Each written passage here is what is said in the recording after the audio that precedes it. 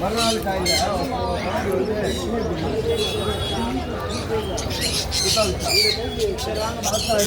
நல்லா சூப்பராக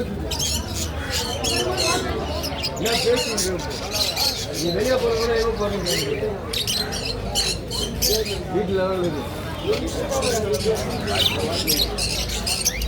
எங்கே போகிறது கேட்குறேன்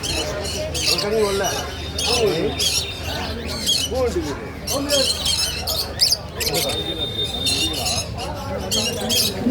ஆ